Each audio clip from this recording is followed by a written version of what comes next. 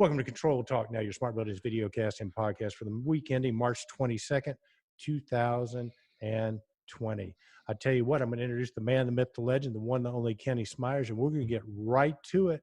And the reason we are Kenny Smyers is we got two absolutely fantastic interviews. This is probably going to run a little long today. It's going to be worth it. Our second interview, Troy Harvey from Passive Logic, does a deep dive on his product. So for your podcast listeners out there, you might want to go to Controltrends.com to check this out. Shows us some really, really cool stuff. So Kenny, with that, let me welcome you to the show. Welcome to the show, Kenny Smyers. And how about introducing our first guest? Thank you, Eric. And I'd love to.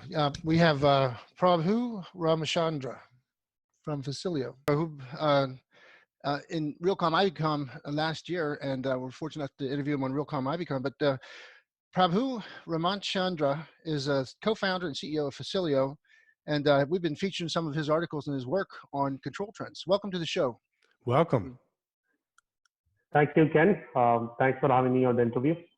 Well, we're so glad to have you, and I think you are over in India right now, so thanks for taking the time, because there's a little bit of a time difference. But for our audience who might not know, tell them what Facilio does. Yeah. Facilio is a software platform for operations and maintenance of large real estate portfolio.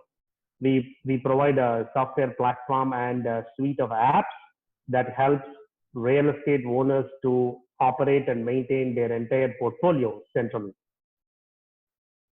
Very, very cool. Well, how did you, you're a co-founder, what made you guys start the company, and when did it get started, and what gave you the idea?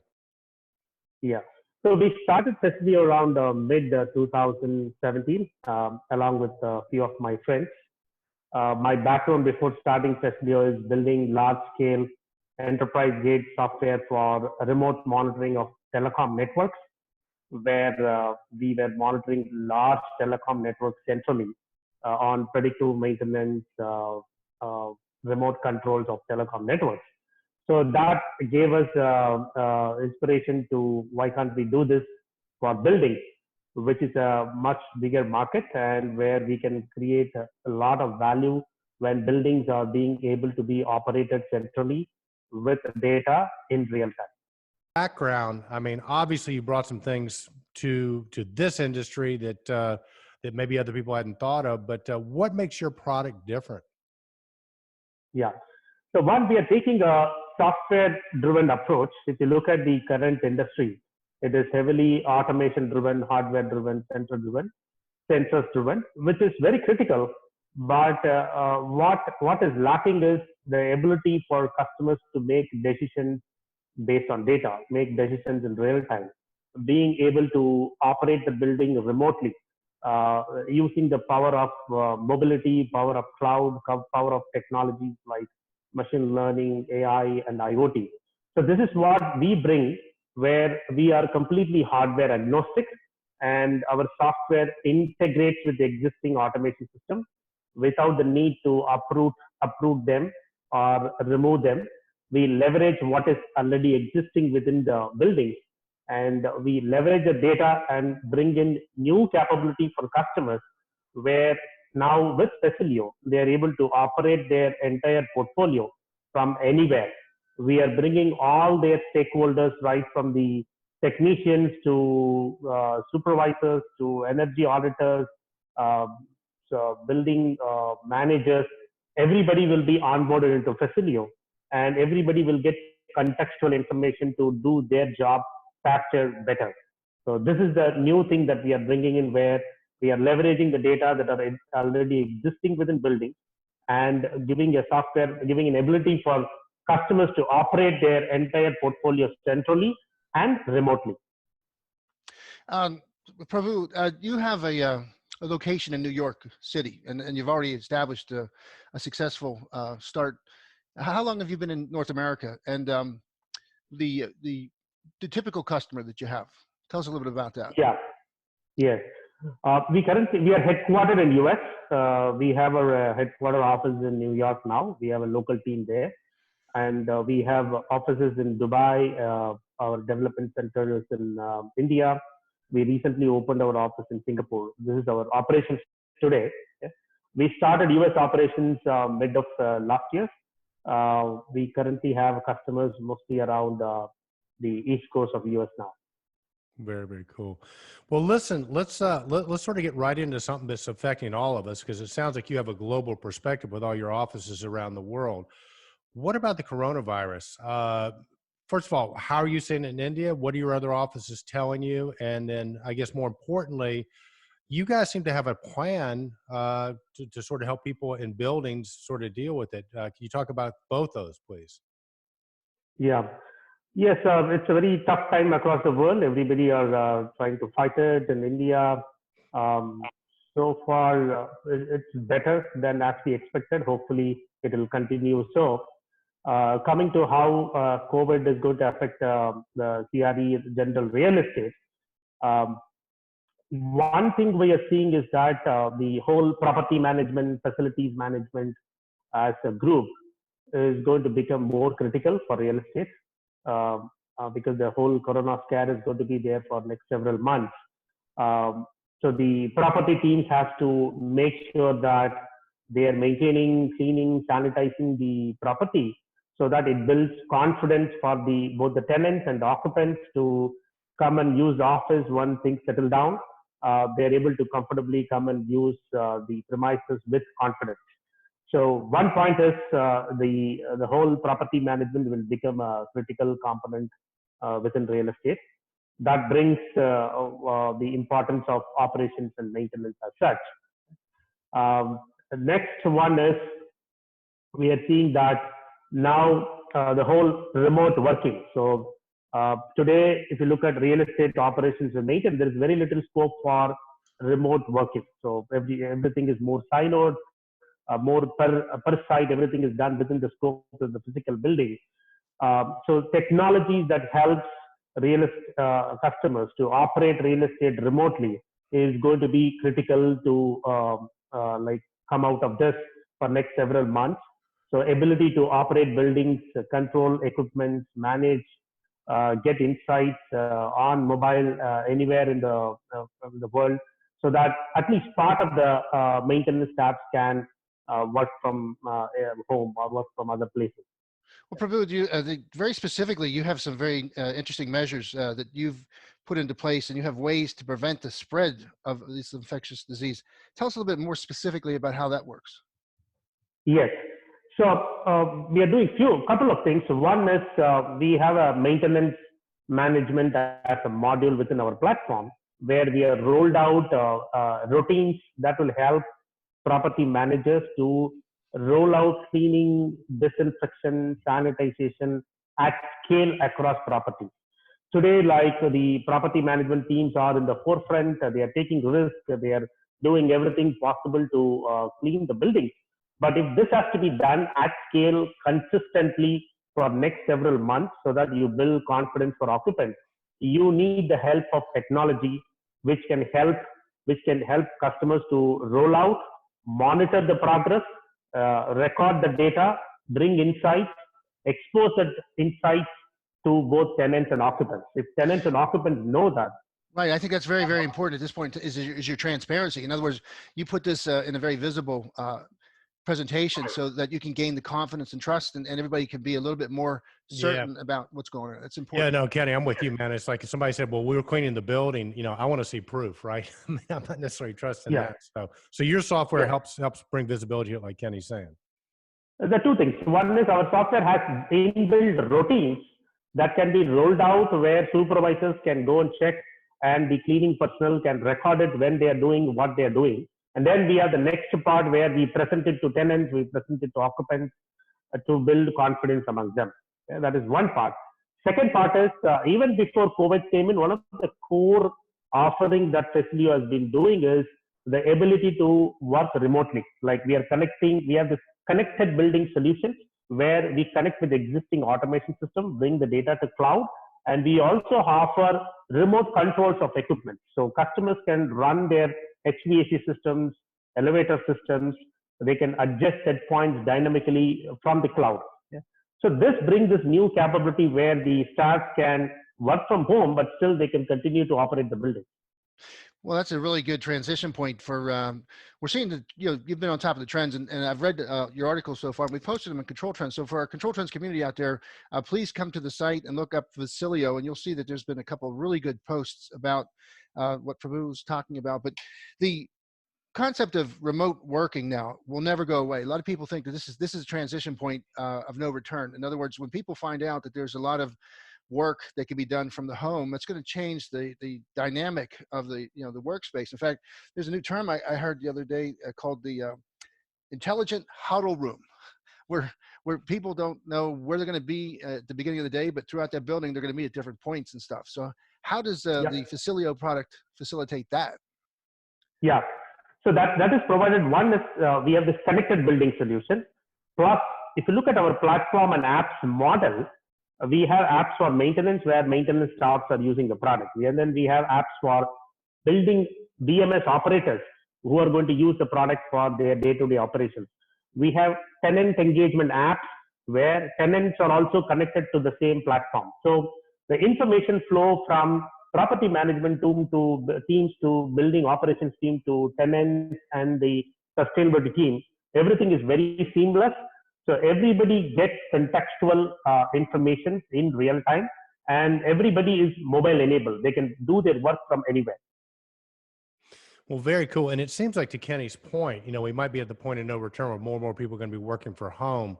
So it seems like it could, have an adverse effect on the commercial real estate landlords. So it seems maybe it's more important than ever to have the flexibility of a software system like what Facilio offers, so that a real estate owner can accommodate those requirements from a landlord. Agree or disagree? Yes, sure. This is going to change a lot of things. Maybe you will see that at least in near-term future, even if things come to a little bit normal, offices might probably say that 50% of the team work from home and 50% of the team they can come and shift or something like that, so that you have lesser people working, lesser risk. So in those cases, it becomes important. One, how do you keep the teams, keep the tenants, occupants informed? And then one part, and then how do you become efficient in operations? So if you have 50% of teams working, can you operate your HVAC efficiently so that you are saving on your HVAC operations? So these are like very detailed things that the property managers, property owners will have to take care, so that they adapt to the new situations in next several months. Very interesting. I was looking at some of the trends that we're facing in the building automation world, and particularly in the realty, is that there's a new level of importance on what they're calling interior GPS, and also the signage now is becoming really an important aspect, where we didn't put as much attention. It wasn't part of the building automation world, but now you have to have digital signage. You have these capabilities. How does the 3.0 or Facilio's products provide that, like you said, that the tenant engagement? Do you have something for that GPS so that they can find their way through a university or through a large building? Yeah. See, the third version, the 3.0, is all about more software and more open integrated software, so that every software works on common data. It is more transparent. It encompasses a lot more stakeholders into it. So in this world, there are different technologies that are emerging. People counting is one area where it is coming up that can be used very, very efficiently by real estate owners. People counting is done in several ways. Lights can count people today, the lighting systems. And you have Wi-Fi can give you proximity and number of counts. So there are so many things coming. So that is where the 3.0 helps, where the 3.0 platforms can integrate, whether it is lighting systems or beacon-based people counting or camera-based people counting. The information is gathered. It is given contextually to other apps. So which brings the fact that if there are digital signages, like digital signages could mean in a mall, it could mean marketing, advertising, where based on what profile of people are going, how many people are there, you're going to show relevant ads to these people. So in 3.0 world, all these systems would be integrated. They will perform more efficiently. Very, very cool. Well, listen, one question all our customers are asking now, anytime software is involved and connectivity is cybersecurity. So tell our audience a little bit about what you guys do to make sure that your product is cyber secure. Yeah. So security is a very, very important aspect. All customers have that concern, but we have to take inspirations from parallel industries. So we now have complete banking done over the wire. So there is even a lot of medical systems are getting connected to the internet. So there are technologies available that will help a vendor like us or any other vendor to provide confidence to customers that their complete system is secure. So what we are doing now is because we provide a connected building solution, we have taken both security measures within the product, and also we are adopting a lot of security standards, standards for cloud, standards for remote connectivity, standards for data transfer between our systems and other systems. So all of these are already built into the product, and we also make sure that we are very transparent about it. We have created a lot of educational materials that will help customers to go through what kind of measures we have. So whenever we go and deploy, we start working very closely with the IT systems, IT teams within customers, so that we enable all our security features, and we also comply to their internal security features. So confidence is established with customers through these measures. Well, I had another question because I see some real momentum here, and it makes sense what you're saying. And it sounds like you got a great product. I like the idea that you're saying that the information's gathered and then given in a contextually, compatible format. So it's safe to say that Facilio 3.0 is smart city ready. It's ready to go, but is it also tied into the automated demand response so that a smart city can then, in other words, you got the smart building down and you got the portfolio of smart buildings. Now, where do we go next? Yeah. See, currently we are very focused on commercial real estate. We feel that there is a lot of things to be done in commercial real estate where we create value for customers. That is our primary focus now. But as we speak, we are also starting to work with a city level implementation, but mostly driven towards facilities. So one example is we have signed a partnership with Dubai's Electric and Water Authority, where they are going to roll out applications across city, applications like energy monitoring across city, water quality, air quality monitoring across city. These are all mostly related to properties and facilities, but implemented across city. They may not be like a full-fledged smart city that we are used to hearing. Like smart city involves tracking your public transport and all those. So we are not getting there. But anything to do with facilities. Facilities includes your buildings, your utility, water, energy, air quality. All of that are done within the product today.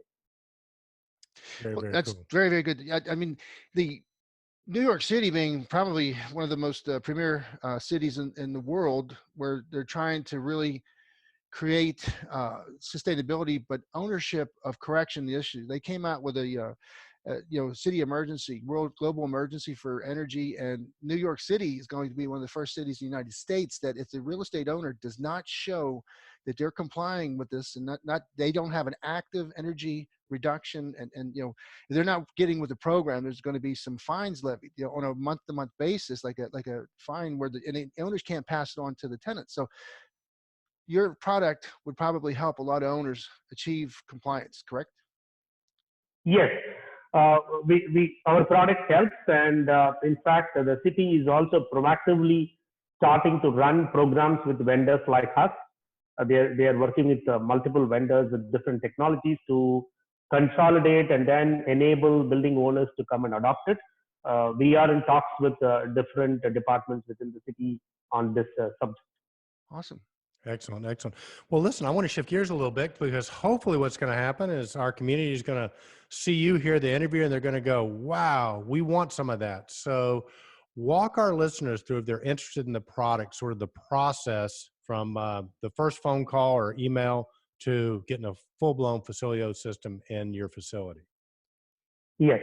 So we are based out of headquartered in New York. We have a team in New York, and customers can go to our website facilio.com. So we provide tons of education and information for customers to go through. And then there is a live chat in our website. Customers can contact us through live chat, which is the easiest thing. And we also expose our email IDs and numbers for customers to contact us. There is also online form where customers can fill, and we will immediately schedule a demo presentation with customers.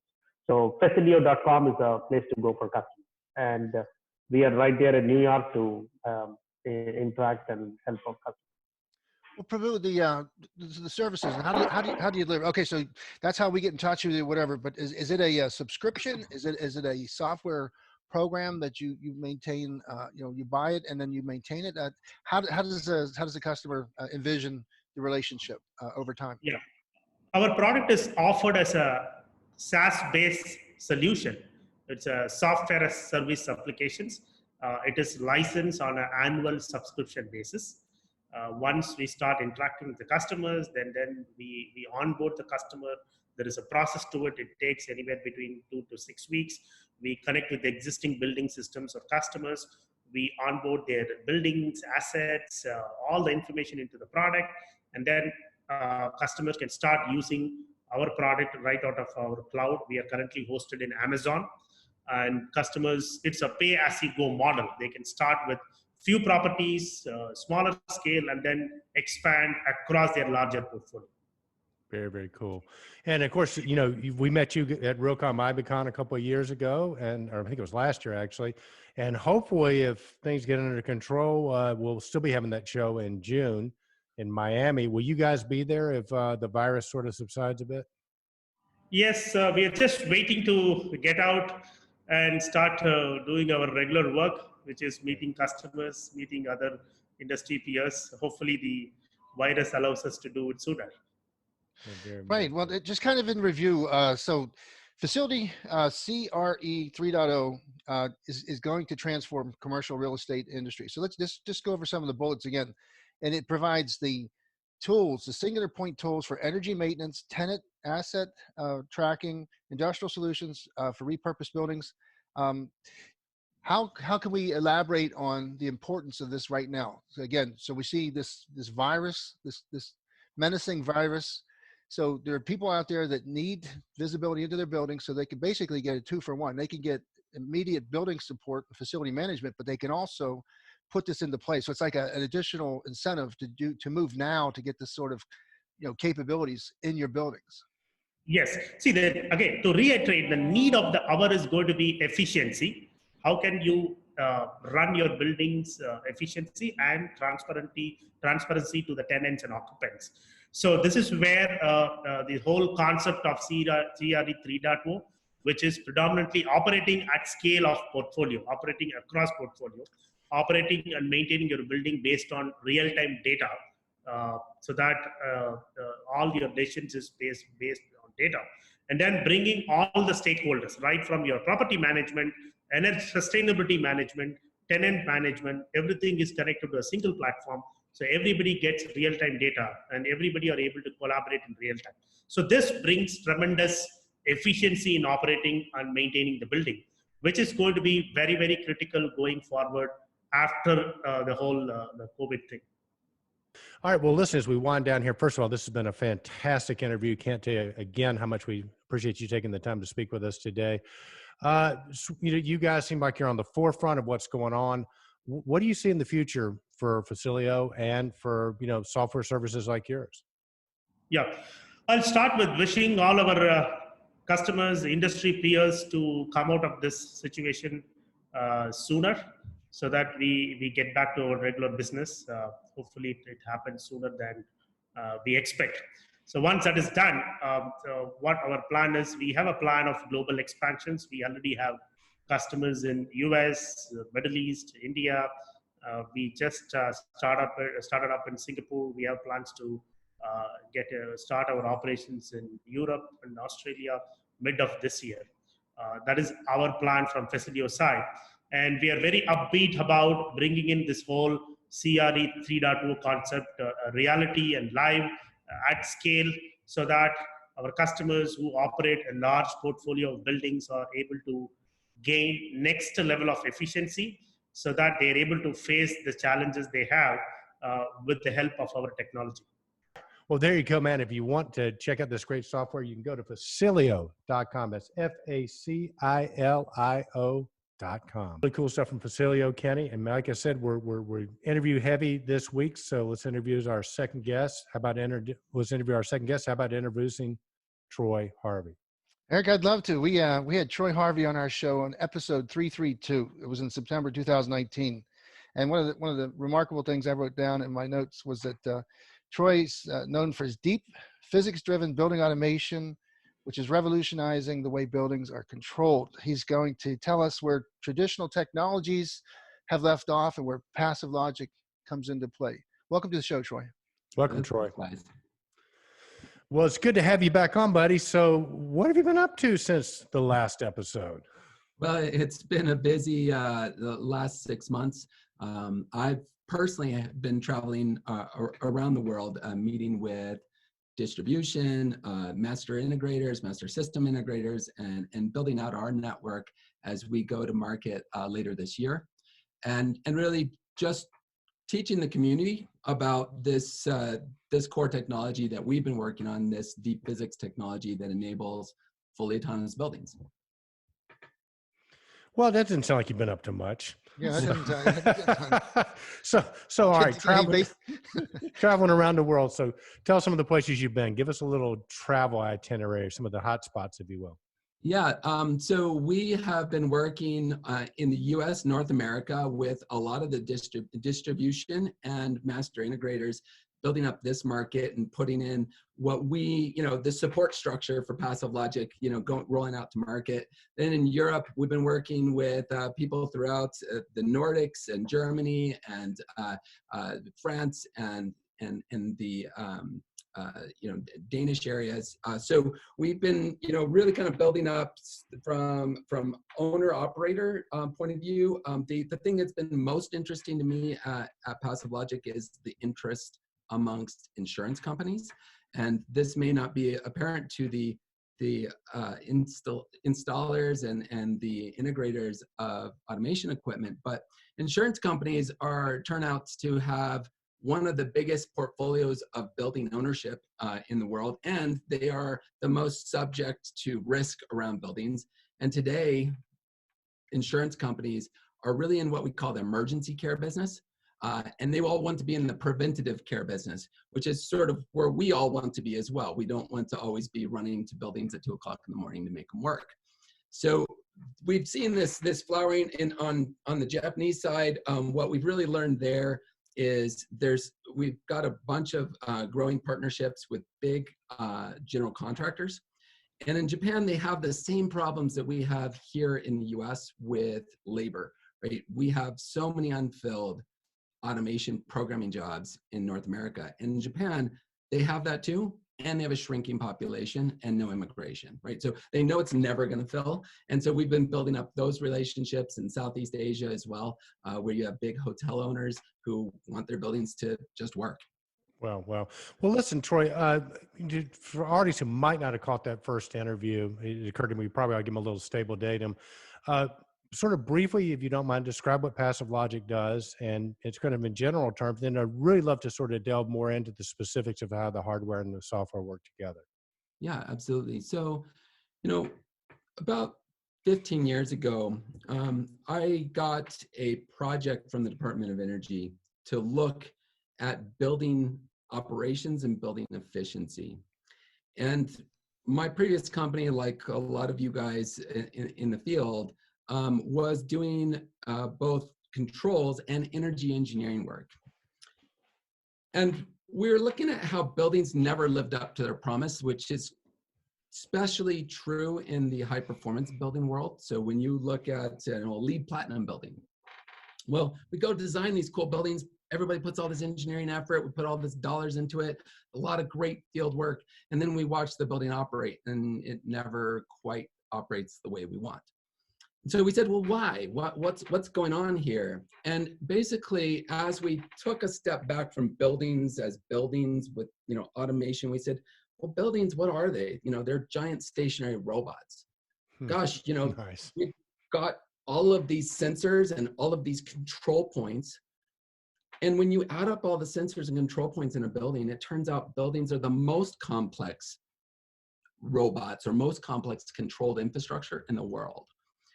And so on the other end, while you have all this complexity, the controls we're using to manage them really haven't changed in decades or arguably 100 years, right? Today's BMS platforms are really nothing more than the digital emulation of 1920s, 1930s PID control that was, you know, developed around pneumatics.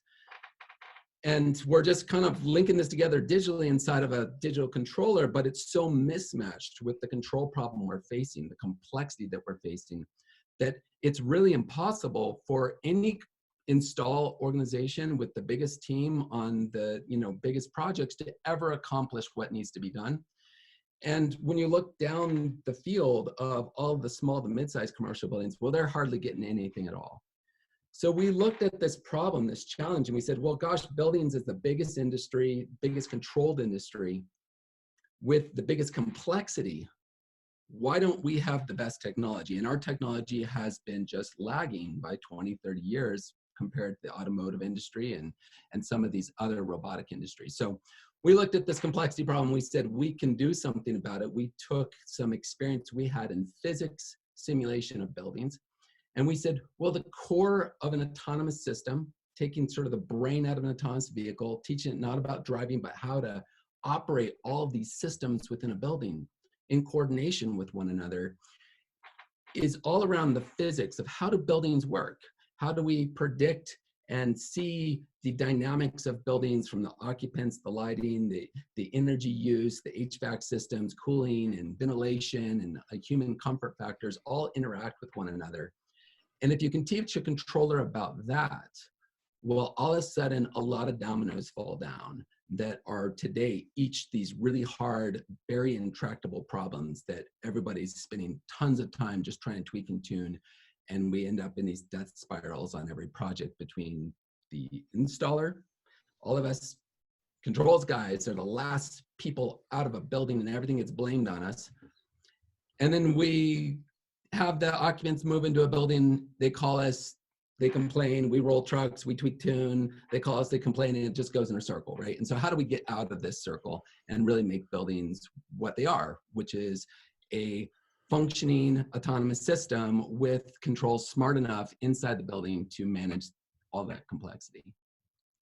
That is certainly a mindful, but it's so new. I think that what people need is they need you to build that bridge or create a bridge that takes them from the old technology to the new technology.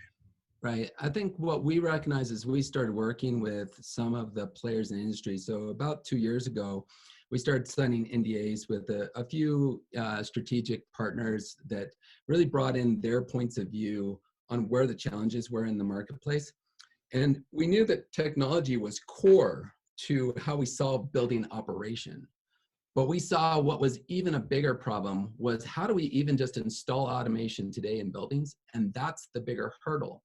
So what's been really interesting, as you guys brought up me flying around, well, you know, in the last 2 months, being in many, many countries, talking to different layers of the building industry, where you're talking to the controls contractors and you're talking to the master integrators and you're talking to the building owners and the architects and the engineers, and you're talking to the utility companies and city groups that want to do smart cities, and you talk to insurance companies, and you got this whole ecosystem around buildings, right? But what's really fascinating to me is 90% of the time, if I go into a giant REIT, they own $20 billion worth of buildings. They have absolutely no idea what the viewers of this show do, right? Like people are so disconnected from how buildings operate. And so what we really recognized is to change what happens in buildings, you have to start with the installer. You have to start with the system integrator. You have to start with the HVAC technicians and solve their problems. And if you solve their problems, you solve everybody's problems. And so that's really the focus of our technology is not just to automate automation, but automate that whole design, construction, building, install process so that we can all do buildings efficiently and we can utilize the labor we have, not the labor we want. Very cool. Well, how does your product help with that, Troy? Yeah, so we'll take you through it in software, but first and foremost, we started with the idea that today you basically have to be an IT expert to even get to first base, right? You have to be able to terminal into a device, and right there you've lost 99.9% of the audience. So the first thing we did is we put a user interface right on the device, and you plug this guy in. So you open them up on the back, you provide power. This thing is not just a controller, it's really your whole control panel, right? Today we spend days building up a panel. We put a power supply in it, we put some DIN rail, we put all of our pieces together, we wire them together, and we spend, better part of hundreds to $1,000 just building up the panel. Well, here it's plug and play, right? You just add power. That generates all of your power, low voltage, 24 volts, all on board, buses it around. You slide up the screen, you've got all of your wiring here. It's modular, so you can decide what kinds of I/O you have, and you can choose up to 48 points in one box. And as you do this, the screen up above will give you a what you see is what you get view of your wiring and guide you through the whole process. And we'll see this in a moment with our software, but making this a guided digital work site, making sure that we're connected from not only the engineering in the back office, but all the way to the technician who's doing the final wiring, making sure everybody is in agreement about how the system works. And then providing all of that networking right on board so that you just need this device and this is all you need. And if you need 10 of them or 100 of them, they all do their job within the building. It's all software defined control. And you no longer have to be an IT expert. It figures it out for you. You daisy chain them all together. They'll work it out. There's no more sense of this is a Jace, this is an endpoint controller, this is, that you're subdividing the work. They will work it out for you. So that's the first part of really kind of thinking about how do we interact with the installers and make it accessible, make it more like, working on your iPad than working on a 1980s DOS machine. So one of the things to point out on this process, and you'll see this again in the software, but every one of the I/O modules, so we've made the I/O modular. One of the challenges, the pain points that we had in the field was that you would run out of the kind of I/O you wanted and you had to buy a whole nother controller. This allows you to mix and match what kind of I/O you have. It also, we got rid of all the terminal screw heads with the flat head that everybody strips and then puts in the wrong side of the cage. So then you're tightening, you're actually loosening. So all these pain points, each one of these is custom made connector, can take anywhere from 10 gauge up to 26 gauge, and it will always be right. Every point in every I/O modular has built-in line testing. So that's basically every point has its own built-in digital multimeter. So it's testing whether or not that wire is connected the way you think it's connected. If it's connected to a 10K thermistor or a 100K thermistor, it checks it out for you and makes sure it's right. And then every point leaves in place built-in power, voltage, and amperage monitoring. So when you connect it up to a pump or a valve, it's constantly power monitoring that device, giving you the analytics on it, but also doing constant error checking to make sure, hey, did that valve burn out? Is it consuming the power that it's used to? So a lot of smarts built into every module, and then your choice of whether you slide that into the main controller, or you can slide it into this little VAV box controller, which is more multifunctional than VAV box. It can be anywhere you need some I/O expansion. So that gives you a lot of flexibility right at the point of the I/O. And it takes away a lot of these sort of hidden problems, right? In 10,000 wires in a building, where did things go wrong? The other thing that we've really focused on, the engineers here at Passilogic spend a lot of time on, is our multi-module, which is kind of like what you might think of as a universal module.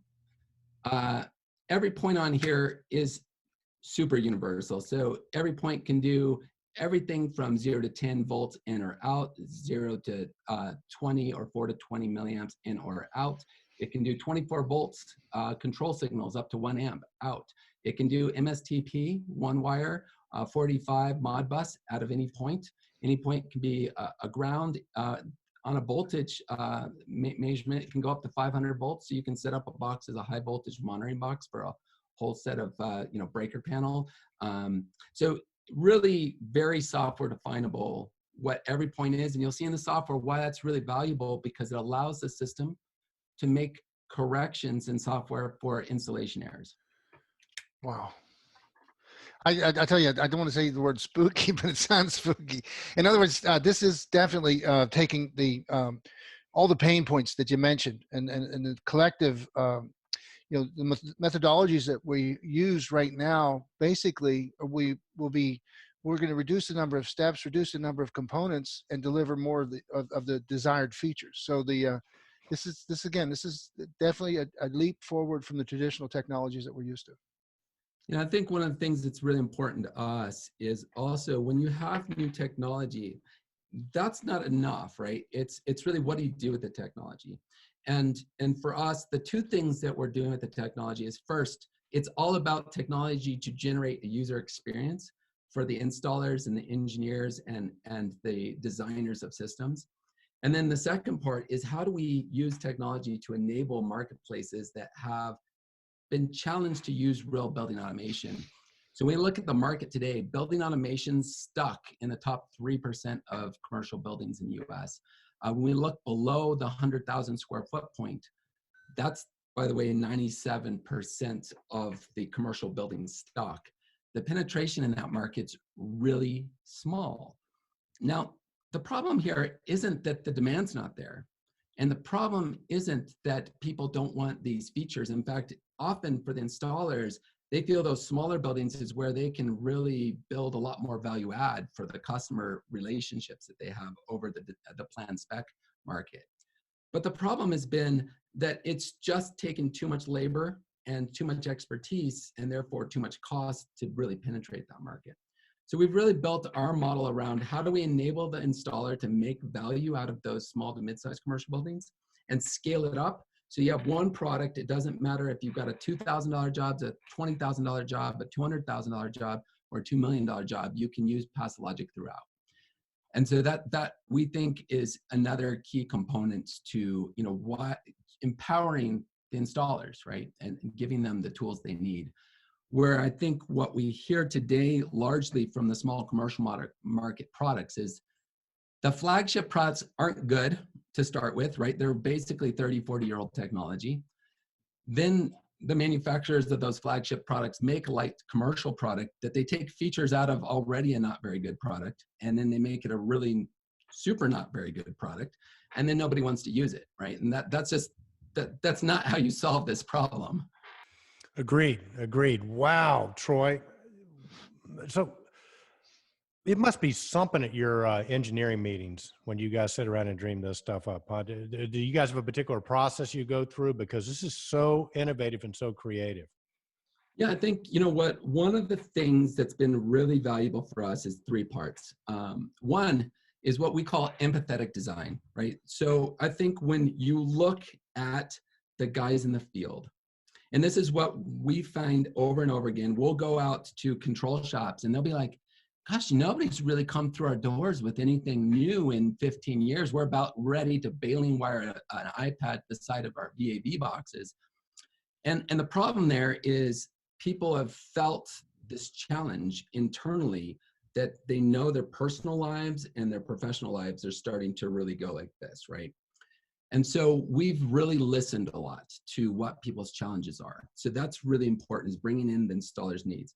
The second part is this combination between guys from the controls industry and guys from the Silicon Valley space, right? And we've brought those guys together, AI experts, product design experts, and controls guys. So some of bringing those guys who they haven't been deeply embedded in the controls market. They're not sure what that's supposed to look like. They just think like a product designer. And they brought, bringing those guys together in the same meeting with the guys who have been using controls, flowers a lot of thoughts about how do you solve these problems around that empathetic design thing. Exciting. Very, very I'm exciting. sorry. So one more. So I wrote down the 1, 2, 3 because I'm taking notes here. So we got empathetic design, and then we integrate. We have the combination of the Silicon Valley meets smart building controls guys. What's that third point, Troy? I missed that. Oh, so, you know, I think what the third point to me was, you know, you got the empathetic design, you know, bringing those guys in, especially the, you know, the industrial designers around how should this product be felt, you know, feeling the needs of the guys on the ground, the guys with controls expertise, and the guys who are coming from a Silicon Valley product design point of view, All right. bringing those guys all into a meeting. And I should, you know, probably, I'm using guys in the general term, because one thing that's also interesting about Passive Logic, I think relative to the rest of the marketplace, is that we have a remarkable high amount of female participation in our engineering group. And so, you know, sort of bringing all sorts of different points of view on how do we solve these problems, and letting people go wild from, you know, everything from as simple as this connector, right? I think when I show this connector to, say, a REIT owner, they don't get it. But anybody in the field instantly gets why this connector, as is one of the smallest features, is on its own a really powerful feature. Or the fact that these modules are effectively, they are what is today's controller, and our controller is basically a panel, right? And all of that power and everything's bossed around. 24 volts is generated in about a square inch of space instead of that 3-pound transformer. You know, all of these things of how do you integrate this as a plug and play experience. Well, very cool. And, you know, Troy, you also mentioned that the software is the second component here. So it's a good time to transition to, let's talk about your software. Yeah, let's give you guys a walkthrough. Now, before I take you through it, what I want to, you know, emphasize is the software is not just how we integrate this new kind of hardware into the operational context of making buildings go, but how do we make software that represents our workflow as people who are the doers and the engineers and even the distributors who are providing value add in this industry. So let's go through that. Perfect. I'm going to bring up my screen, and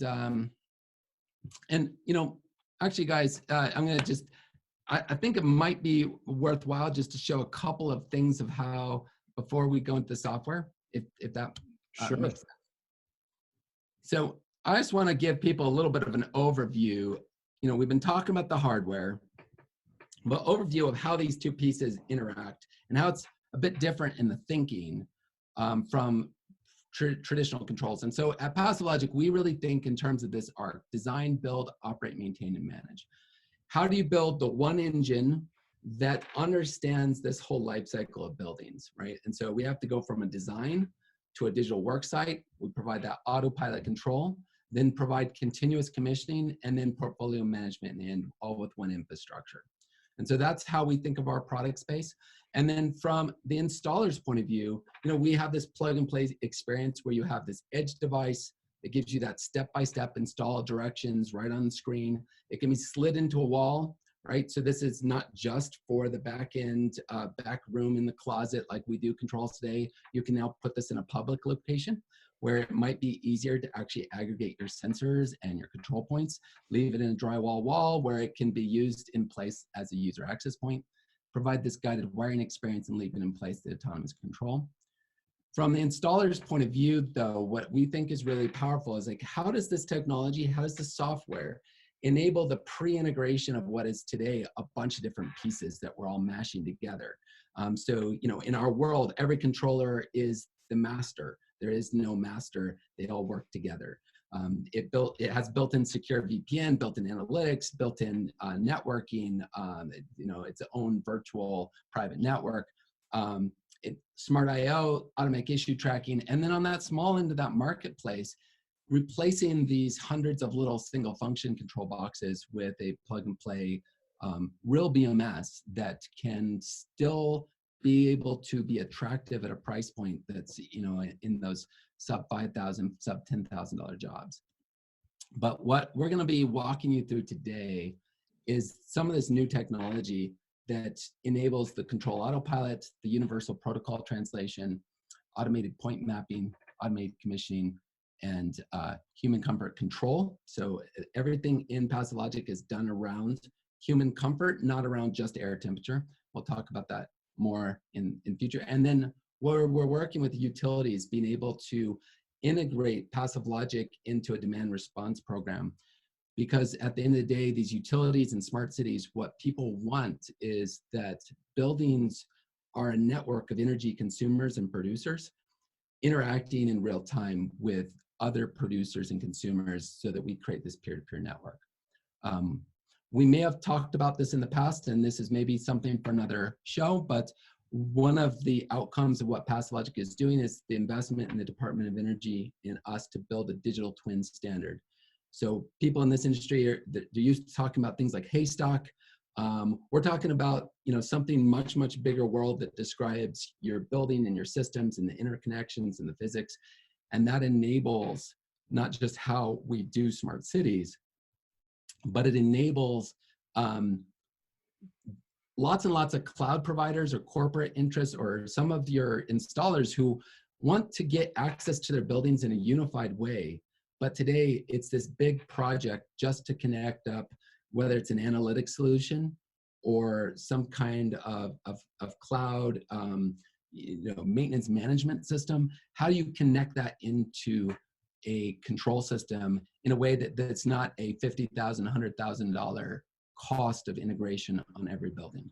And so one of the big things that has emerged over the last 3-4 months is the number of partners that we're signing to be part of our application store, solution store, that enable what are these hard integrations today become a one-click solution with Passive Logic's infrastructure.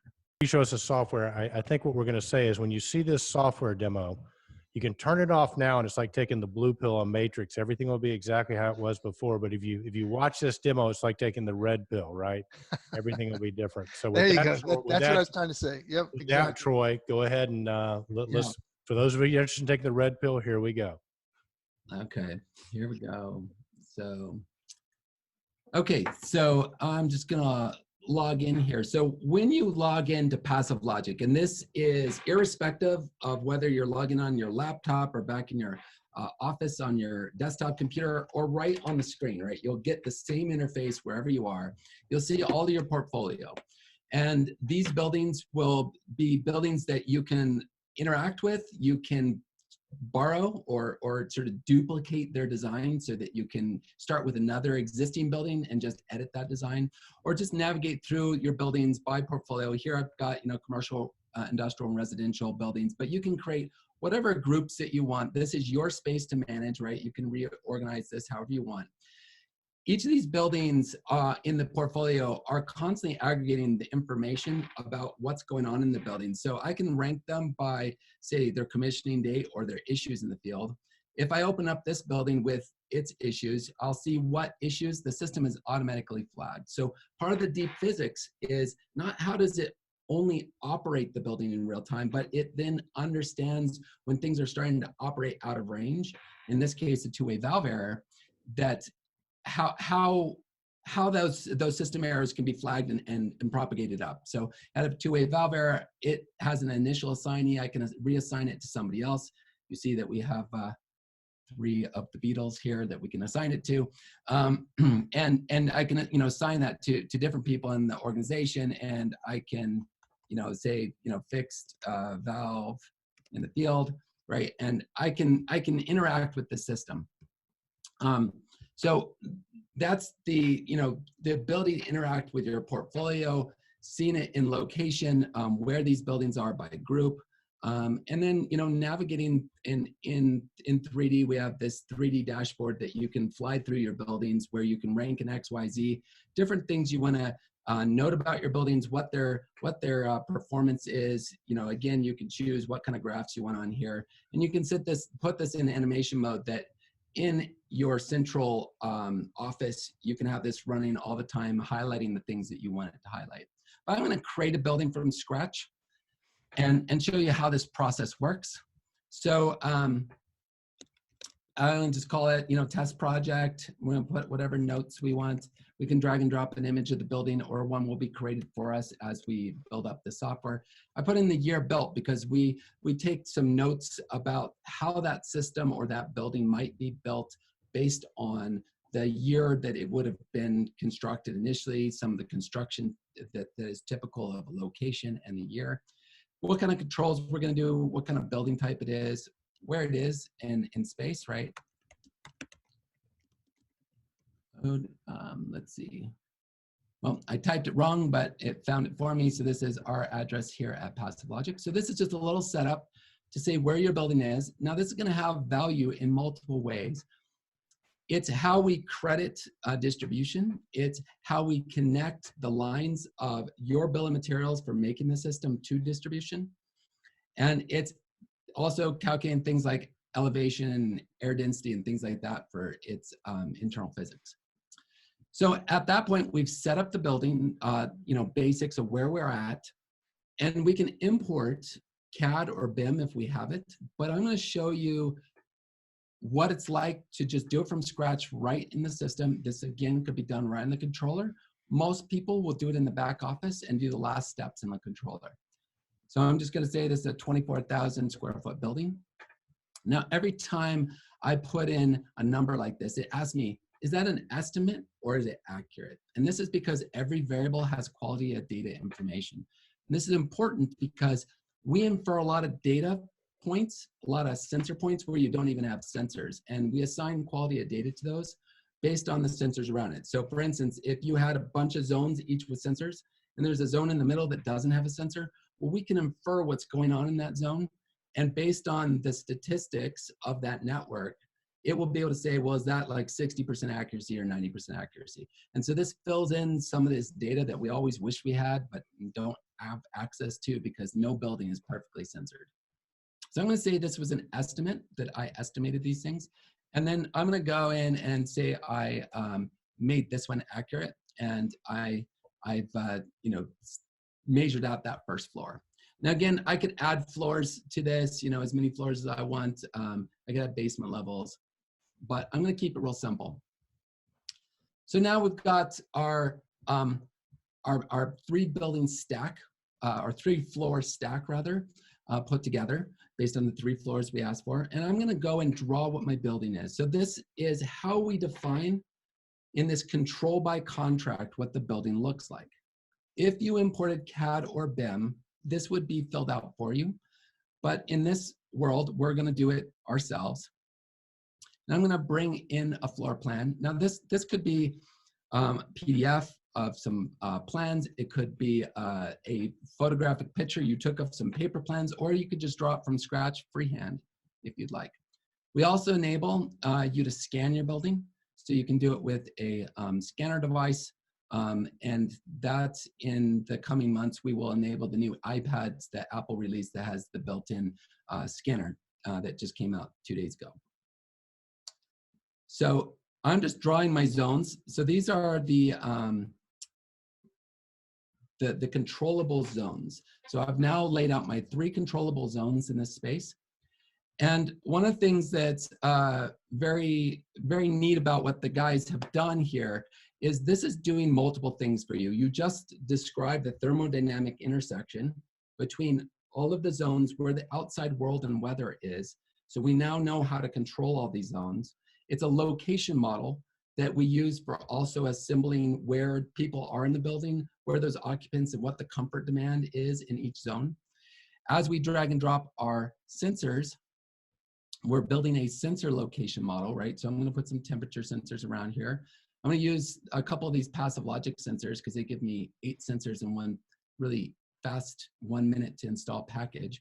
And then I'm going to put some occupancy sensors maybe here in the bathrooms. And then I'll put maybe a floor temperature sensor around these windows because I want to detect the thermal gain, the solar gains there. And then maybe I'll put a CO2 sensor in this main space. So this now, I can just drag these sensors around where they're located in the building. And I've built a location model of the sensors in the zones. The system will do what we call sensor fusion. it will automatically fuse together the information from multiple sensors and how the thermodynamics of the building interact to build up remaining data and gaps in the data, as well as build out more data from where you have, in this case, we have a temperature sensor and this passive logic swarm sensor that also has a temperature sensor, and it's going to build up a bigger data pool around this one zone. So we've now got that information, and we're also going to automatically generate a user interface, including a dollhouse view. So we can see preview what that dollhouse view is going to look like. And so this will be generated automatically for that runtime for the users and the maintenance and management to interact with. They can flip in and out of 3D mode, seeing dollhouse view or flat floor plan view, and how all of their zones are interacting. So I'm going to go back, and now we've got our first floor. Because this is a commercial building, we're largely the same as, floor to floor. So I'm going to copy from below that floor plan, and I'm going to replace the backdrop to be this other second floor floor plan, and I'm going to just snap to that new floor plan, and I've got floor 2 after adjusting where my sensors are. And then I go to floor 3, and floor 3 is a copy of floor 2, and so I'm just going to copy below, and I'm done. So right here in just a couple of minutes, I've replaced all my programming around zones and zone control.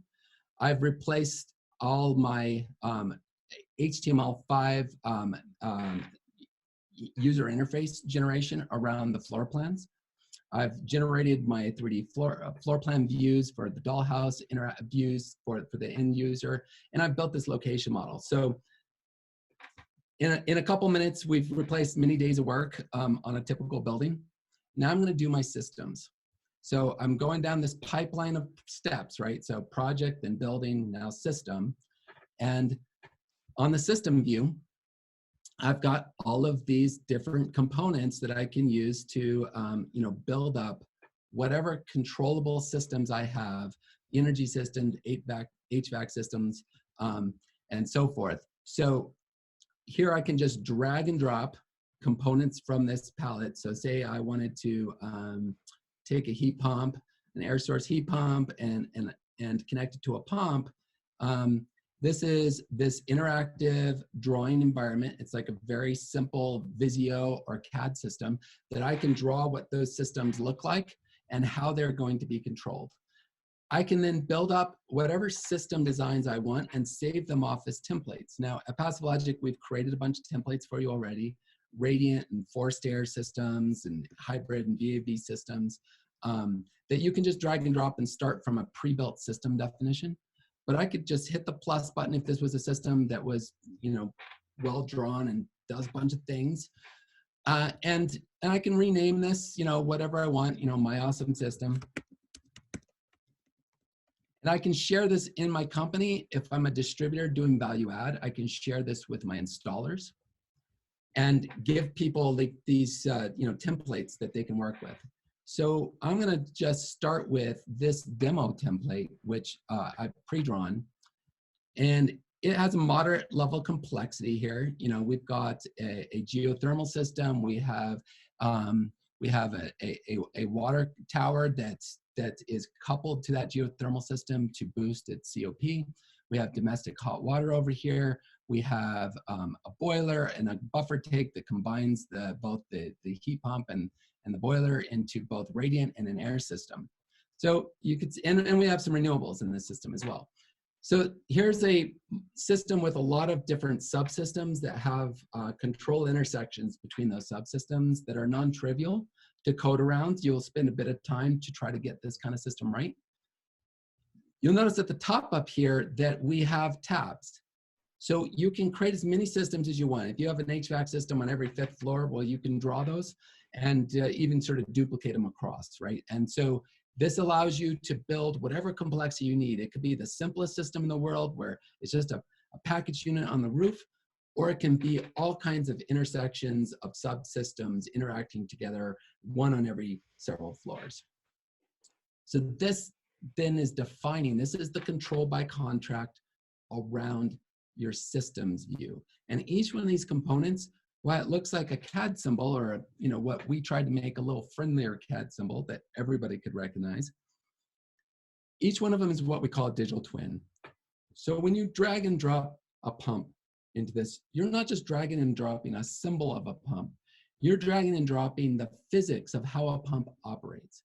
And we create this deep network of the physics of the interactions between all of these pieces of equipment, their distribution to the building side, and how that building and all of the network of the thermodynamics of the building interacts, and then how that connects to the users and their comfort. So all of this gets interconnected inside the controller. And I want to emphasize, this is all inside your controller. This isn't in the cloud, this is in your building. And we think that's crucial because just like the Tesla you mentioned, you can't do real-time control from the cloud. It's not durable enough. Even in the best of cases, even in the future, at the speed of light, the speed is just not fast enough. You know, in your Tesla case, if you were to try to control your Tesla from the cloud, by the time it saw a crowd of people, sent the signal up to the cloud, processed it at the speed of light, came back to your car, you've traveled about 40 feet and you hit the crowd of people. You can't do real-time control from the cloud. There's a lot of cool things we can do in the cloud, but control is not one of them. And so all of this intelligence right inside your device and right inside your building, and it's yours, right? This is not something that's SaaSed. We think there's other value on the SaaS side. So, you know, our portfolio management, that is a cloud component. But when you install Passive Logic, that's yours, that's private, that's right in your building. Does that, and I'll just take a quick break here just so that you guys could, you know, interject, because we'll go through the rest of the steps here. But so far, does this make sense? Yeah, it makes perfect sense. So then everything, as you mentioned, so the Passive Logic controller has everything in it. There is no additional, you really don't need any third-party applications because you've basically engineered the product to contain all the known requirements for a building. So energy consumption, so you're monitoring that at each terminal. You've got analytics from that information, but you've also got you know, some graphics. But people, if they wanted to, they could bring in their pet projects and develop, or you know, put them in here to play. So then there's nothing.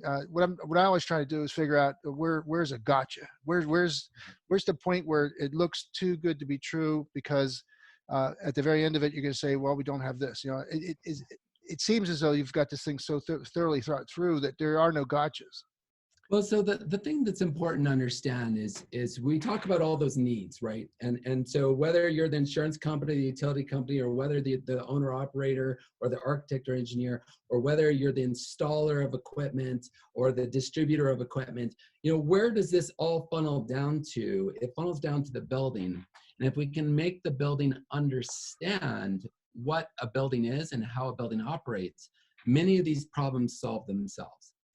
So this is version 1. There will continue to be new features and new things that emerge around it. And what we're most excited about is this third-party solution store, where all of these other providers of cloud solutions that have had so much trouble really penetrating the market in the way they should are enabled to really connect into buildings through Passive Logic's intelligence around buildings. It can describe that building to those cloud solutions and enable these features well beyond what we do at Passive Logic.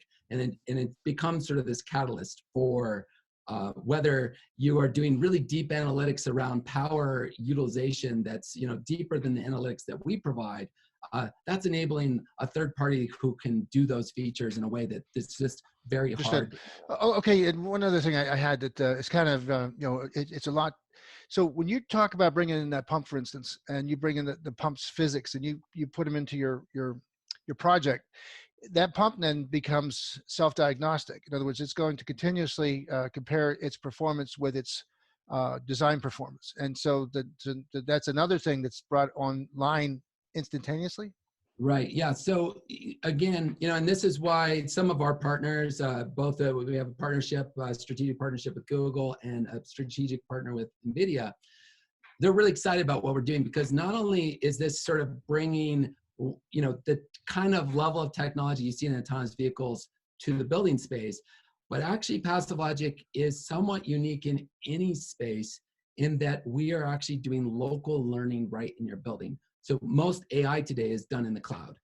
And the reason we're able to do this is this new type of technology we've been talking about, deep physics, that goes beyond the naive deep learning of neural nets and mashes together the structure of a neural net together with the physics of how buildings work. And the thing that's really interesting about that is it enables us to do optimization runs in a building in real time, in a fraction of a second, which today with the current technology, like if you take a simulation platform like Energy Plus from the Department of Energy, you might have to run that for many, many weeks to get the optimization run of how you should tune things in your building, taking a lot of expertise to do it, in which we do it in about a quarter second. And we're doing that constantly in your building. So this new technology enables not only how are you optimizing that piece of equipment, but then recognizing once that equipment's optimized, when it goes out of optimization and in what dimension, which variable is going out of optimization, and can report it up saying, hey, the sort of the torque variable on that pump is going up, but there's nothing else in the system that would cause that to go up. It looks like you have a pump that's starting to fail, right? That kind of auto diagnostic around the physics of the equipment. That's pretty cool. Very cool. So one of the things that enables, so while a lot of this is very automatic, and for most users, you're going to draw your system and let it do what it does. It's going to auto regress to the building you have. So you don't have to be specific about what pump you're using. You can always choose. You can come into the side panel here, choose manufacturer model. Same thing with the heat pump here. I could choose a manufacturer model. I could pick a particular manufacturer model. What that does is really just give us about a 4-week head start on leaving it generic.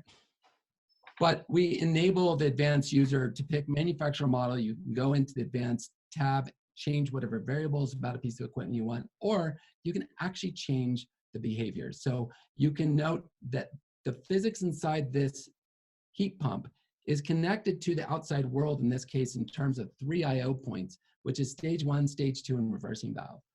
And I can change the behavior, which starts with autopilot, by constraining it with any variable in the system. So here in the variable selector, I can pick any class of variable. I can start with the time class. From there, I pick clock time, and then I can pick time of day. And I get this time of day variable, and I can just drag that guy up and make a Boolean AND with autopilot. And I can say autopilot ANDed with time of day between 6 and say 11 a.m. And now I've constrained autopilot between those two terms. Similarly, I could go to another variable class, the zone class, and I could pick any component of the zone. So here I'm going to pick a sensor in that zone, the floor temperature sensor, and I'm going to pick its temperature variable. And again, I'm going to create maybe another Boolean here that I can nest as deeply as I want. And I'm going to change this again to an AND. And you can see that it's showing you the nesting of which groups. In the green group here is the inner nest, and it has an AND, and then it Booleans with the outer group. And I could say greater than 72 degrees. And so now I can build up whatever custom logic I want around autopilot to constrain or add features that I want as an individual designer. So there's lots of ways that you can customize this as much as it's doing work for you. Again, we've really thought about people's needs to customize. And so there's many, many levels of customization. Well, it's a deeper discussion for today, but one of the next levels of customization is you can actually make your own drawings of systems and then create your own grouped component. Say you want your own custom VAV box that has a bunch of different components that you tend to use over and over again. Well, you can go into our equipment builder, build one of those, create a new graphic element for it, or just reuse an existing one, and now use that as a group component. And if you are really expert, you can make your own new physics components, or you can have our engineering team build them for you. So for example, in our pilots, we have some very unusual systems. We have a thermal wax storage tank that stores heat in the terms of the phase change of thermal wax. Well, that needed a custom physics component. It's very unique. And so we built it for that project. So the thing that should be clear at this point is we built our building design, we built our system design. The system now knows how to control the distribution, how to control the building and the thermodynamics of that. And it knows how to control your system. And it then has all the information now it needs to control that building around the digital twins of the building and the system. The one thing that we didn't show is how we interconnect those two together. So each kind of digital twin has a certain type. Here, our radiant manifold is a type of load, right? That is how we connect our building to our system. And you can see here that we see all of the zones. And so if we wanted to control, all of our zones on floor 3 by radiant, well, we just drag and drop those zones to that radiant manifold. And now we've done the connections between our equipment and our building. And so that's how we make that connection. So we did a lot of just sort of user interface design to really simplify that you don't have to do all of these connections manually. A lot of the electrical, a lot of the interconnections between zones and stuff are handled all implicitly for you to make that user interface really simple and fast to do. Pretty amazing. I know it's not a place but when I see all this operational technology, and I see all these the network, I just wanted to think, is this a good time to talk about how your network is secure and how I know from previous experiences, and tell us real quickly, about the measures you've taken to make this a secure network. Yeah, the first thing is because all the controllers have their own built-in switch, right? They are actually generating their own private network. So when you connect up, 5, 10, 100 of these, they build up their own spanning tree network. So you can make it whatever topology you want. And that's private to the whole passive logic system. And when that boots up on that secure network, all the devices will announce themselves. They'll find one another. They do what we call self-federation. They'll pick a leader. So that's like picking their own Jace, because each controller can be, quote unquote, the leader, the master of the system. And so they pick a master, and that system then will operate within that secure VPN. When you bridge out to the outer world and you go to the cloud system, it builds a secure VPN connection to our cloud. And so because we can own that all internally, we're starting with a secure network. You don't have to be an IT expert to put together all the secure components. And that's crucial because that's a lot of work, and it's a lot of work to do right. The whole OS on here is built in terms of containerized Docker containers. And so every component of the system is isolated from every other component of the system. So the control decision maker is totally separate from the sensor process that's managing sensors, totally separate from the interface that allows you to use the interface or the server that talks up to our cloud. So we've really thought a lot about the security. And we think, again, integration provides not only simplicity, but it ensures that the manufacturer, us, can ensure that security once, rather than everybody having to reinvent security on every single building. Well, that's going to be a game changer too, because I think, I went to a course recently, or saw something about BACnet SC and how that's going to be a panacea someday in the future. And then we see different third-party applications, and then we see some tools, some things you put on your network to basically encrypt and decrypt. And we're saying that this network here doesn't have those vulnerabilities other frameworks might have. Right. And so we brought one of my CTO actually is, he's a security expert, and this was conversation. If it wasn't number one was empathetic design. It was number 2 of how do we address security, because we think that the way that things are being handled today is very ad hoc. The other thing to keep in mind is where you have security issues around IoT devices, we're basically umbrellaing all of those IoT and sensor devices underneath the passive logic umbrella, where we're doing the aggregation underneath passive logic and then networking within the passive logic network. So it's not just securing us, but we're securing the things under us. Well, it's fascinating. I didn't mean to digress there. I just, again, because, you know, the most popular themes that we've been working on was operational technology and how we didn't think of those things when it was being devised and being engineered and being created, was that one day we'd have to deal with, you know, somebody hacking into the network and dealing with it. So it seems as though you guys have used that as one of your base, like your empathetic design. Cybersecurity was inherent to the actual construction of the. Right. Okay. Now, one thing that should be clear at this point in this step-by-step process we're going through is we've basically done the 2 steps that everybody already does just to get their paper plans to tell the field workers what to do. But in this case, we've taken that information, the intent of the building, the intent of the systems, the intent of the location model, and we're embedding it right into the building control system, so that we're taking our traditional process and turning it into the control. So for somebody who's a value-add distributor or an engineering firm or the guys in the back office of an integrator, we just turned what is your paper process into part of a digital workflow for putting together your automation system that then gives you assurances in the field that people are doing it right. And so we'll see that next. The other thing that should be obvious is you're getting automatic interfaces here. Your building interface is going to come for free. Your system interface is going to come for free. And in many cases, you might be able to turn over who is your HTML5 guy who's just doing the web graphics for your controls. He can become now your controls guy, right? So now we're going to add one of our custom interfaces. We got those free interfaces. I'm going to add a custom interface. This is optional. But again, you can make as many of these as you want. I have a render here and a section cut from the architect.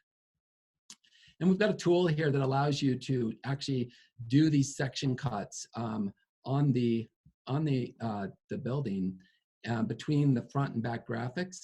And then you can use all kinds of widgets here, in indicators, graph items, heads-up display type devices.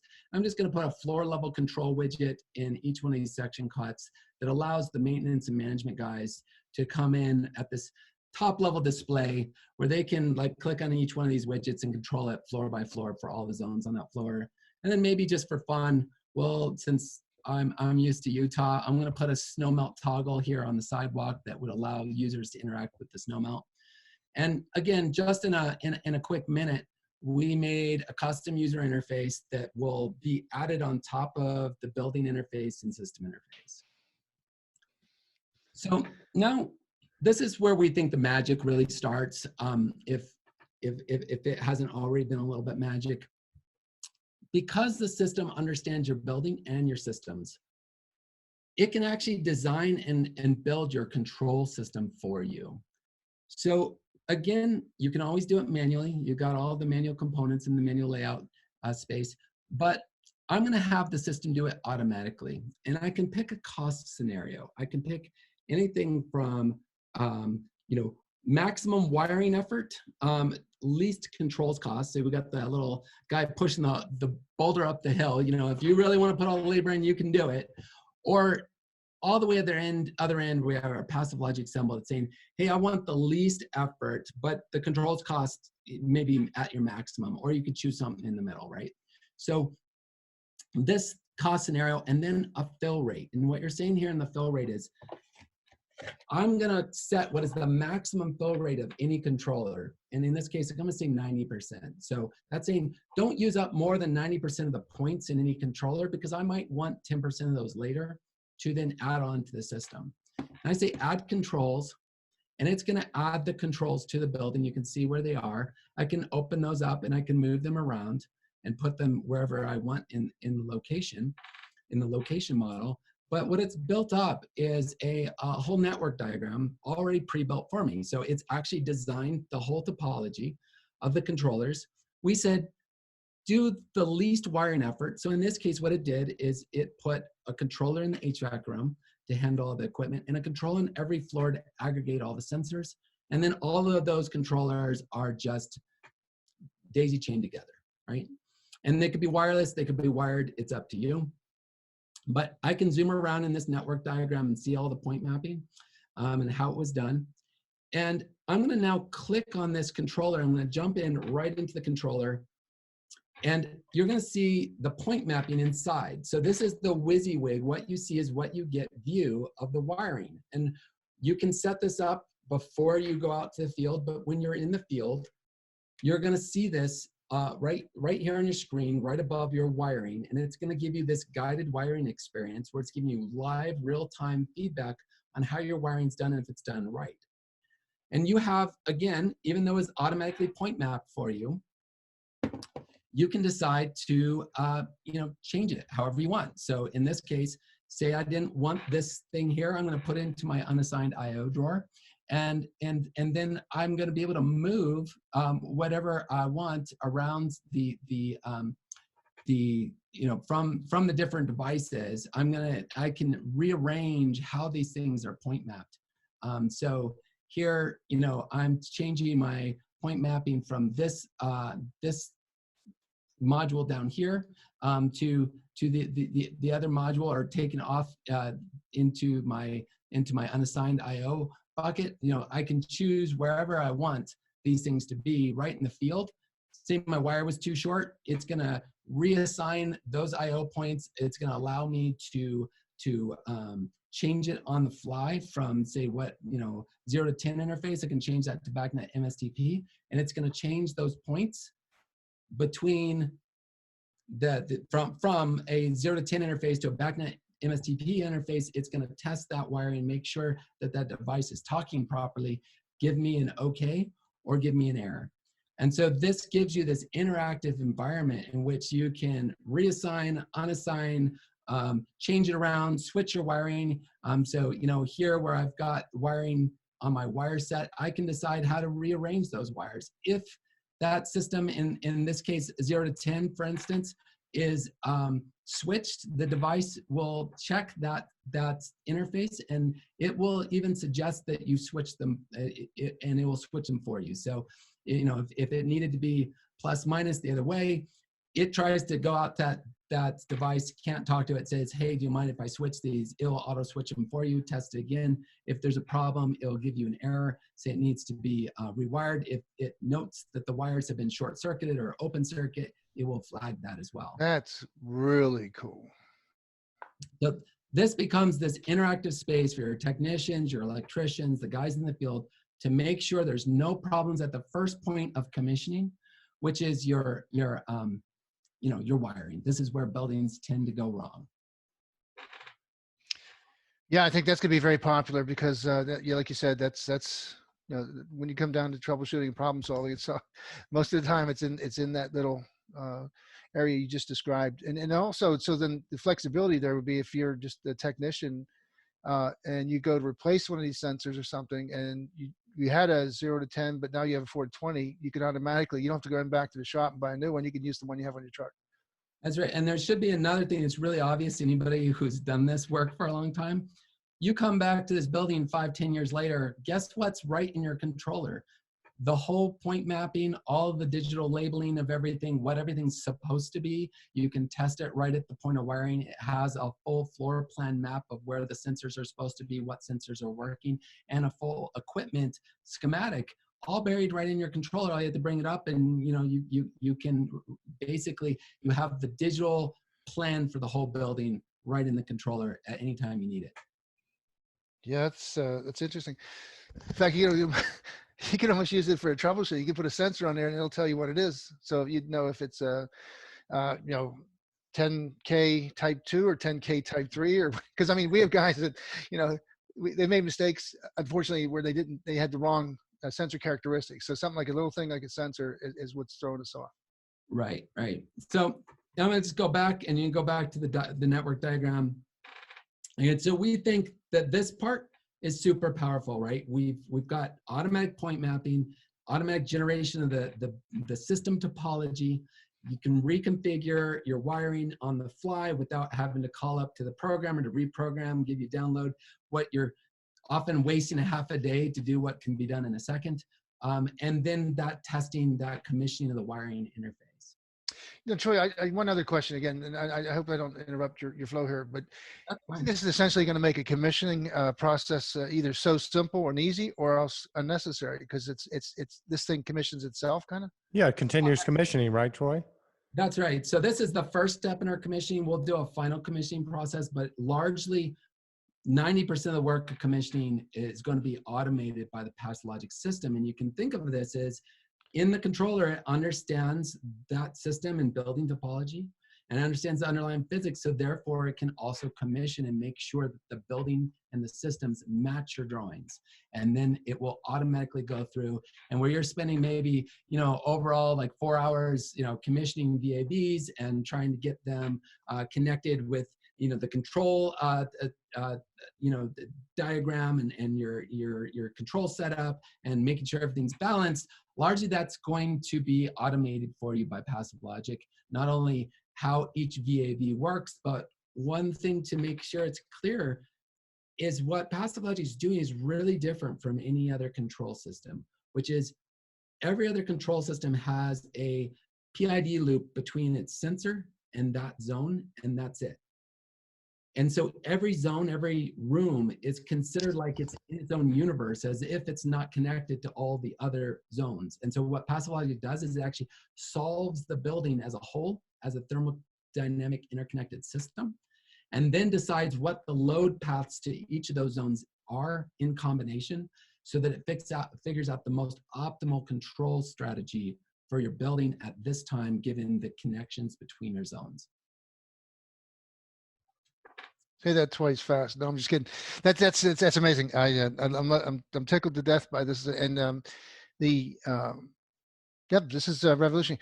I think something you said earlier too that I just want to circle back real quick is that this is ready to go for that tremendous market that's underserviced, and that is the light commercial, the less than 50,000 square feet. This could take care of just about any. You probably use this in your house. Yeah, so I think, one of our internal sayings, or what our goal is, we want to make experts more expert, and we want to onboard the novices, right? And really good software, really good technology does both those things, right?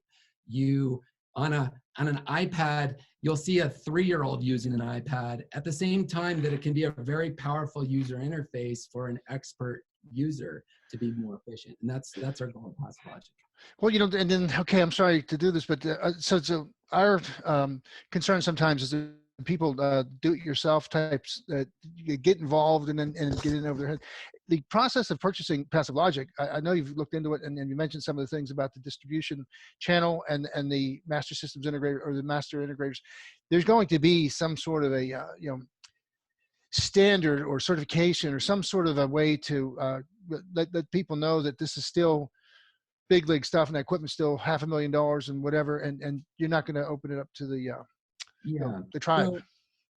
So I think there's two points to this. One is we see an opportunity, and what we've felt as we've gone out to market worldwide is there's more than a technology opportunity here. There's a business opportunity around the fact that the major players in this market not only have not innovated their platforms, but they've done a couple of things that are sort of problematic to the marketplace. They compete with every level of the marketplace that they sell to, whether that's distribution, the integrators, the maintenance management side. And so that's caused a lot of challenges in the marketplace that is not made people happy. And so what we see, and as we put together our strategy around the marketplace, is an opportunity to use technology to reintegrate the marketplace so that we really support that distribution layer. We think that's so vitally important. All the distributors in different regions and different territories know their market, know it really well. That knowledge goes back decades. And then you have master integrators that often were set aside by other controls manufacturers that were their own columns, their own verticals. And we've really kind of reintegrated those two together so that we've really structured around how do we, not only make technology that does this better, but sort of supports industry at every level, whether that's the distribution level, the integrator level, and that maintenance management level. And we think that part of that story is all of those players, what we hear around the world, same story, is they need to utilize the labor they have, right? They can't hire the programming talent that they want. So we do two things. We allow them to use the labor they have. At the same time, that we enable them to bring back in the smarts that have left the industry to go work at Facebook and Google and Apple or Passive Logic, because now once you have the industry's best technology in the world's biggest controls market, you should be able to draw back that talent, right? And so those are our goals around this process. Wow. Okay, it's pretty lofty. It's good stuff. This looks really. This is my friend here. Yeah. So once you have that system designed, we know your whole passive logic setup. We know all of your third-party sensors. We know all your equipment, and we can now really connect you up with distribution because we know where you're going to be installing this. So, in this case, I picked just a generic user that has the demo of Passive Logic, but if this was, in any given region with their distributors, it allows you to buy now, it connects you up right with that distribution, and it sends them the whole package of goods. They can price it, and you no longer have to spend, days and days of work putting together a whole parts list and get it priced out. We also, if you're a master system integrator or a value add distributor, allow you to register that system. So it says, hey, you've done the project of building the system to control. I'm going to submit this, and I'm going to get a 2-year lock on that project.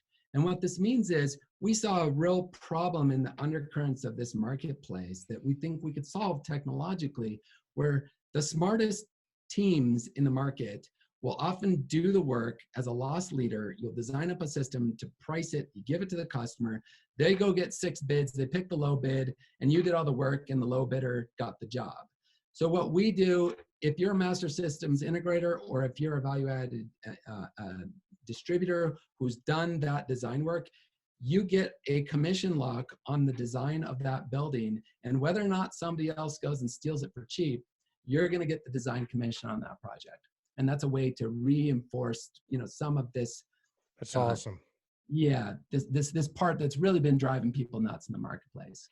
Well, that's what the term "and reintegrate the marketplace" is probably going to become a topic of major concern. And once it gets started, other people are going to have to try to follow suit if they can. But yeah, that is some really dynamic improvements into our systems, what we do for a living. So I think that it's going to restore people's faith in the channels. So the master integrators that have already they're used to the direct connect channel, the one-step channel. They have a place, the distribution world that works and develops a lot of the contractors that you're talking about. There's a lot of carrots in there for them. So yeah, it looks like it's going to reintegrate the market. That's cool. So one of the things that I want to talk about at this point is that's really important to us is talking about that distribution channel. So, we've had a lot of conversations with distributors on all levels. And, one distributor said to us, we went up and down Sand Hill Road to go and invest in some of these big technology investment funds.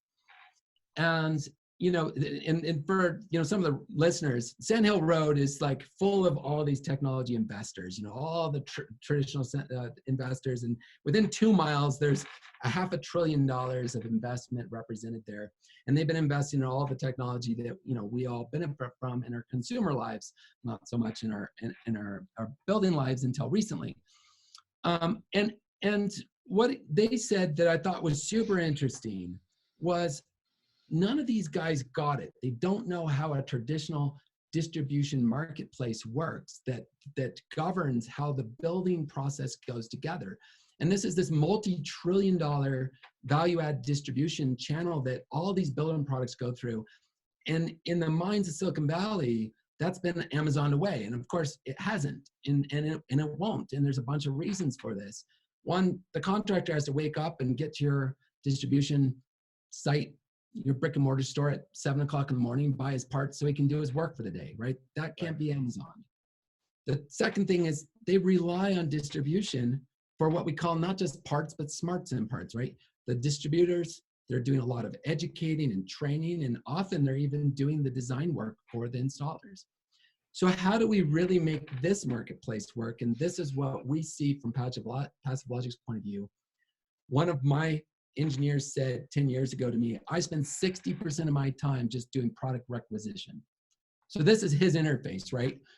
Here's your product requisition. It came as a free side effect of just designing your system. You press a button, it connects it up to whatever distributor and whatever territory that you're operating in. And you really connect up that market in the way that this market works, not as the way that people imagine it might work, which is, this market really needs a different kind of touch than, say, the Amazon approach. Right. Well, Troy, I didn't mean to. I hope I was feeling your the direction of your presentation, because that was it's just a remarkable journey of awareness. Again, so the revelation is that we have a new technology that is going to be coming to market. When is that technology coming to the market? So we'll be coming to market later this year. Okay, so then it's and then I know you've done a lot of homework, because we've worked with you on several opportunities, and I recognize these names right here. The buildings IoT. I just wanted to, kind of closing this out and this workflow on the builder. This allows you to add, passive logic solutions. It allows you to add, different providers of solutions. And instead of that integration effort, again, this just makes it a one click, and you can add it to your solution, and away you go. Finally, after you've picked your solution, and those can be added after the fact, right? You can just do your building, design it, and then the building owner or the maintenance management company can decide they want to add an analytic solution or some other value add to the building. But the last thing, Troy, I just thought something real quick. Are you able to let them? So this is a dynamic thing, so that if you're literally selling this, you can actually go to the owner and you can have them approve these plans after review. I mean, on this document itself. Exactly. It will actually print out a spec for you. So not only are you doing your control, not only is it connecting you to distribution, but it's also going to print out a whole spec. So we get a lot of interest on the engineering side, where some of our partners on the engineering side, they're generating a spec. And in that process, they're really kind of setting up the first 4/5 of the control solution. So then the controls guy in the field is really going to do that point mapping and the finishing of the job. So the spec is a big part of what we all do in our industry when we're talking about plan spec jobs instead of design build. Right. Hey, Kenny, listen, I hate to do this, buddy, but we have been going a long time. Troy, this has been absolutely fantastic. You want to sort of finish the thing off? We've been talking about a lot of stuff today, but yeah, let's just, when the last thing that the system requires before you deploy it is run through a commissioning run. So it goes through all your sensors, validates your sensors, cross-validates your sensors within the building plan. After it does all the sensor validation, make sure that those are all making sense and there's no errors there. It's going to do all your equipment, and it's going to test out all your equipment. After it tests out your equipment, it's going to test out the subsystems as groups to make sure as you drew it, the subsystems are behaving and responding with their sensors in the way that it's drawn. And then it'll do the zones. And the zones, it's going to go commission each of those zones, and it's going to make sure all your sensors and your zone distribution are connected properly.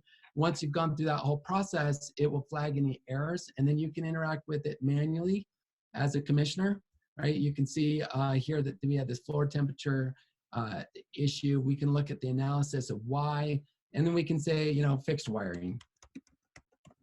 And I'm going to pass it manually. That's going to pass the sensor manually. That passes the zone that was dependent on the sensor. It brings up whatever utility incentives you maybe do for the system design, and then can connect you up with that utility company. And at this point, you can deploy the system, make it live. That's excellent. That is excellent. Well, Troy, as usual, man, thank you so much for the great presentation, man. Congrats. You seem to keep adding, you seem to keep making better, even better. And people want more information, passivelogic.com. Yeah, absolutely. Cool. So passivelogic.com. Feel free to reach out to us or reach out to local distribution. I think we have pretty good coverage in most of the U.S. at this point, and growing in Europe. Well, there you go, man. Troy, that's Troy Harvey from Passive Logic. Troy, what's the best way for people to get a hold of you? Yeah, you come to passivelogic.com, or you can go out to local distribution throughout the North American and growing in Europe and Asian regions, and reach out to your value-added distributor that you work with in the control space. Yeah, and just so you know, Kenny Smyers and I are both working with this company. So if you're in Georgia or Pittsburgh, reach out, stromquist.com or Kenny at jacksoncontrols.com. So, all right, Troy, man, thank you so much, man. I just can't wait for 2 or 3 months from now when you've got the next iteration out, man. You're just growing really fast. So keep up the good work. Yeah, we look forward to working with all you guys. Alrighty. Again, great stuff, Troy. Super. Kenny Smyers, look, you know what? Thoughts, prayers go out to everybody, dealing with this coronavirus, man. I know things are changing for a lot of us. You're probably reading about it on Facebook. You're getting all kinds of opinions on what's going on. Kenny and I are keeping a smile on our face. We're going to keep it positive. We're going to keep it real. Let's get through this, and we'll be back with you next week. So with that, thank you for tuning in to Control Talk Now, your Smart Buildings videocast and podcast. Stay inside, stay safe, stay positive, and we'll be back with you next week. Indeed, Eric. Indeed, Kenny Smyers. Perfect.